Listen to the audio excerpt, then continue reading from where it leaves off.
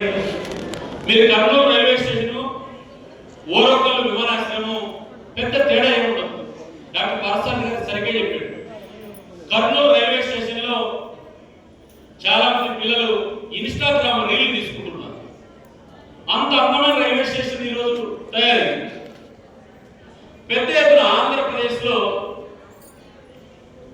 రైలుకి సంబంధించిన విషయంలో ఒక్కటి కాదు రెండు కాదు పెద్ద ఎత్తున రైళ్లు ఈరోజు తీసుకురావడం కాకుండా రైల్వే స్టేషన్స్ లో లిఫ్ట్స్ గతంలో మన స్టెప్స్ ఎక్కువ 65 రైల్వే స్టేషన్ ఆంధ్రప్రదేశ్ లో కొత్తగా లిఫ్ట్లు పెట్టారు. ఎక్సిలేటర్స్ షాపింగ్ మాల్ లేకపోతే ఎక్సిలేటర్లు ఉంటాయి. ఈరోజు మీరు రైల్వే స్టేషన్కి వెళ్ళండి, ఆంధ్రప్రదేశ్ లో 34 రైల్వే స్టేషన్ లో ఎక్సిలేటర్లు తీసుకొచ్చి ఈరోజు విమానాశ్రయాలు మాత్రం పెట్టారు. మన షాపింగ్ మాల్ మాత్రమే నడిపితే ఎక్సిలేటర్లు. అంతేకాకుండా 8 వందే భారత్ రైలు ఈరోజు 8 వందే భారత్ రైలు ఉన్నాయి. ఈరోజు రైలు ఎక్కితే మనందరం కూడా కుటుంబ సభ్యులు వెళ్ళి ఫోటో తీసుకునేటువంటి పరిస్థితి మనం ఈరోజు ఈ యొక్క రైల్వే స్టేషన్ మనకు కనపడతాయి ఆంధ్రప్రదేశ్ లో.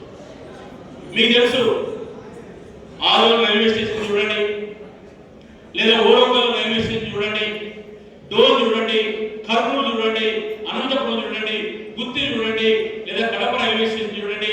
మీరు ఎక్కడైనా చూడండి రైల్వే స్టేషన్ పెద్ద ఎత్తున అభివృద్ధి జరిగింది. అది బీజేపీ ప్రభుత్వంలో మాత్రమే జరిగింది. 446 కోట్ల రూపాయలతో ఈరోజు విశాఖపట్నంలో కూడా ఒక జోన్ ఈరోజు మనకు వచ్చింది.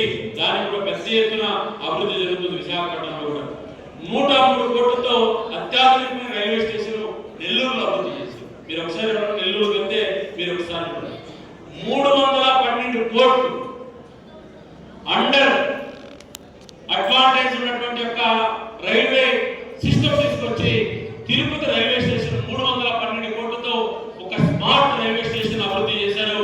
దాదాపు 1132 కోట్లు ఆధునికంగా రైల్వే స్టేషన్ అభివృద్ధి చేయడానికి ఆంధ్రప్రదేశ్ కు భారత ప్రభుత్వం డబ్బులు ఇచ్చిందనే విషయాన్ని నేను మీకు గుర్తు చేస్తున్నాను. మిత్రులారా, ఒక్క రైల్వే కాదు, మీరు ఆంధ్రప్రదేశ్ కి సంబంధించినటువంటి విషయాల్లో మనం గమనిస్తే ట్యాక్స్ రూపంలో ఆంధ్రప్రదేశ్ కి ఇచ్చిన డబ్బులను మీకు ఒక్కసారి లెక్క చెప్తాను.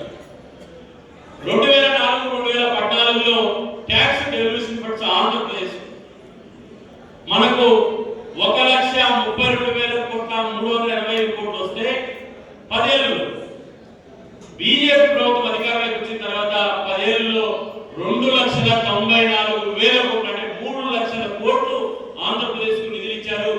123% ఎక్కువ ఆంధ్రప్రదేశ్ కు నిధులు ఇచ్చారు. ఇది ఎట్లా సాధ్యమైంది? ఈ దేశంలో 16 లక్షల కోట్ల నుంచి 50 లక్షల కోట్లకు ఈ దేశ ప్రజల యొక్క శక్తిని పెంచాడు. కాబట్టి ఆంధ్రప్రదేశ్ కు డబ్బులు ఇవ్వడం జరిగింది. గ్రాంటింగ్ ఎయిడ్ ఫ్రీగా ఇస్తారు, సబ్సిడీ అనేటువంటిది ఇస్తారు కదా ఆ రూపంలో.